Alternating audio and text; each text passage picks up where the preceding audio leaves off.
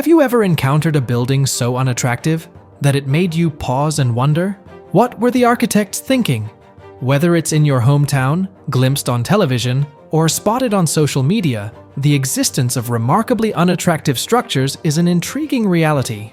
These architectural marvels often carry with them a message, whether it's about aesthetics, engineering innovation, financial statements, religious devotion, or a testament to the architect's own creative vision. In the world of architecture, it's worse for a building to be ignored than to be called ugly. Many architects and builders think it's worse to be plain or boring than to risk making something that some people might find ugly. However, when a building is aesthetically displeasing, it's the people who see it every day, both locals and visitors, who have to deal with it.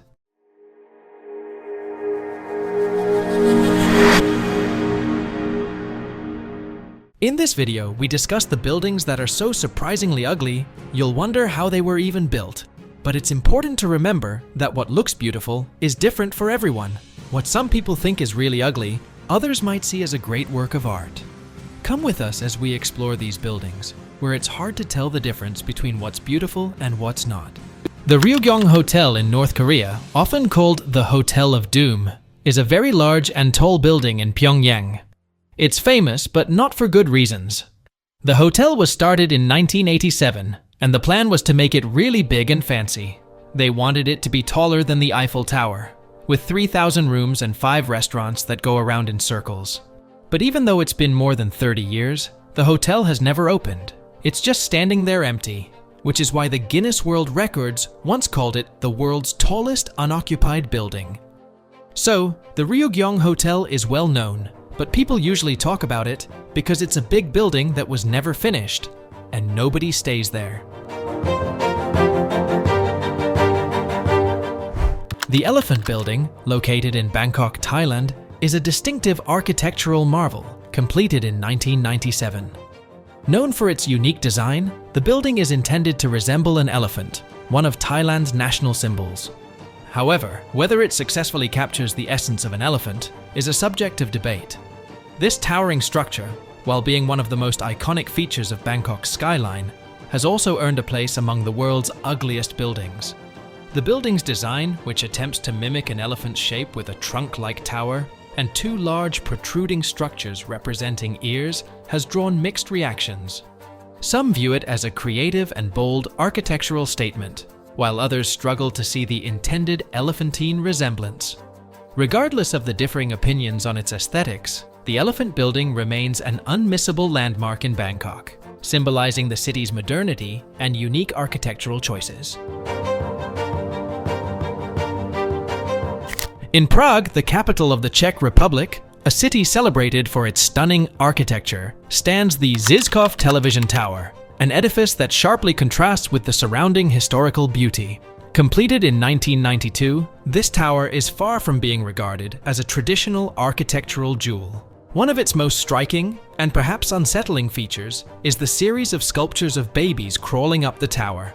These unusual additions, the work of Czech artist David Cerny, give the tower a distinctive, if not bizarre, appearance.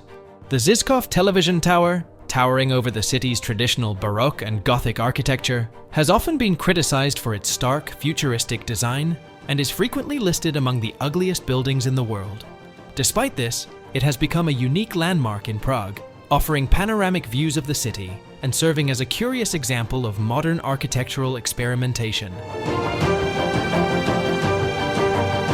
Boston City Hall, located in Boston, Massachusetts, is a striking example of brutalist architecture, a style known for its bold, unadorned structures.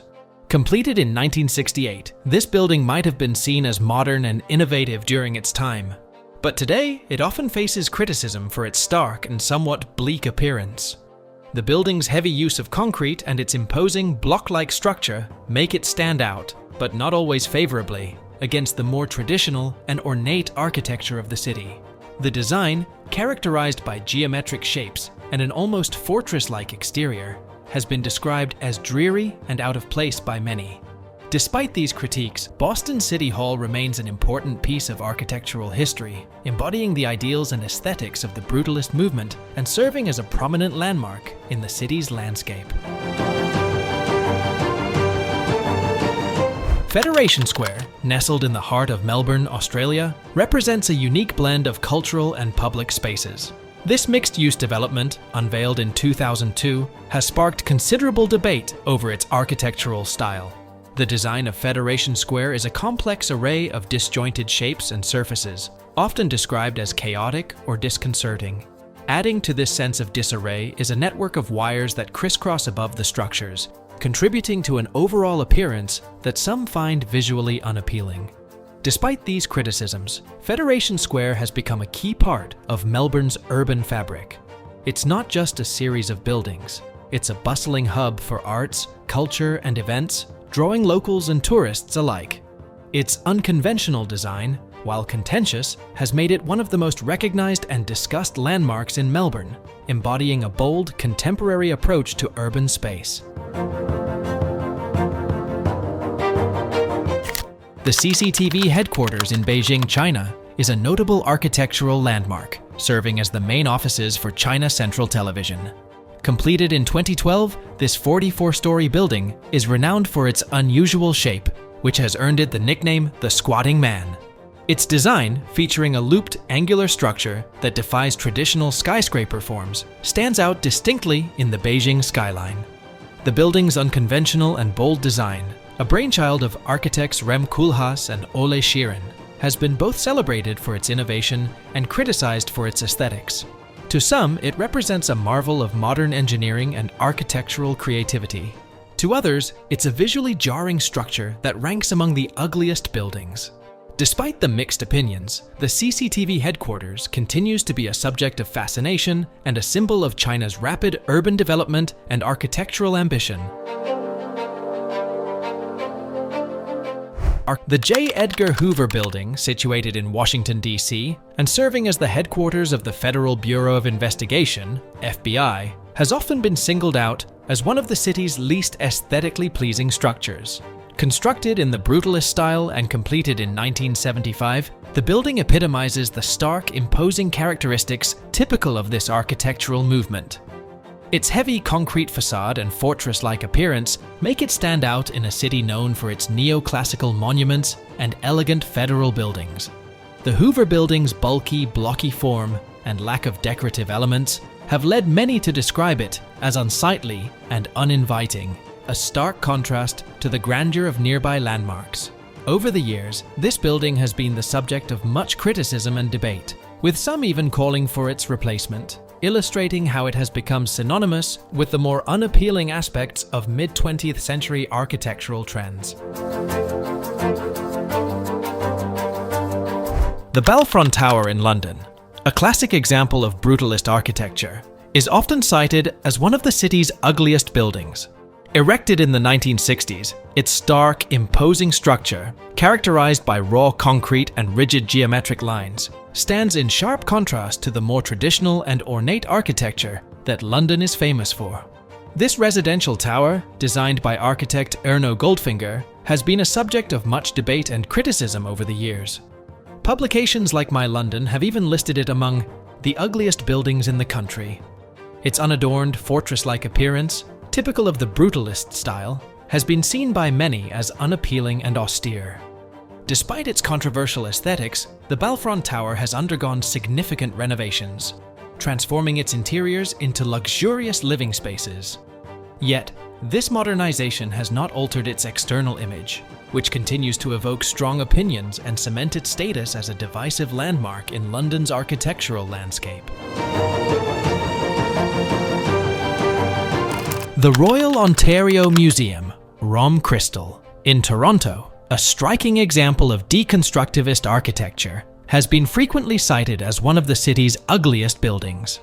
Unveiled in 2007 as an extension of the museum, the Crystal's design, created by architect Daniel Libeskind, features sharp, crystalline forms jutting out in stark contrast to the more traditional buildings surrounding it. This bold, angular structure, primarily composed of glass and aluminum, has sparked a great deal of controversy and divided public opinion. While some praise its modern, innovative design, others criticize it for its seemingly haphazard and jarring appearance. Detractors argue that the crystal disrupts the aesthetic harmony of the area and looks out of place against Toronto's urban backdrop. This divisive response has secured the Rom crystal a place in discussions about unconventional architecture and its place in modern cities, highlighting the fine line between avant-garde artistry and aesthetic discordance. The Embassy of Russia in Havana, Cuba, stands out as a notable example of constructivist architecture, yet it is often referred to as one of the ugliest embassy buildings globally. Completed in 1987 and located in Havana's Miramar district, the building is distinctive for its unconventional design, which closely resembles a syringe. This peculiar shape, characterized by a long, slender tower topped with a large bulbous structure, has garnered widespread attention and criticism. The embassy's design is a stark departure from the traditional architectural styles commonly found in diplomatic buildings, making it a subject of curiosity and, for many, derision. Its unique form, while perhaps intended to symbolize modernity and strength, has instead led to its reputation as an eyesore in the otherwise scenic and historically rich landscape of Havana. The Russian embassy thus remains a controversial structure, a vivid example of how bold architectural choices can sometimes lead to unexpected and contentious outcomes. We would like to know your opinion about the ugliest buildings. Do you think we missed some? Don't forget to share your opinion in the comments section. Remember to like, share, and subscribe to our channel. See you in the next video.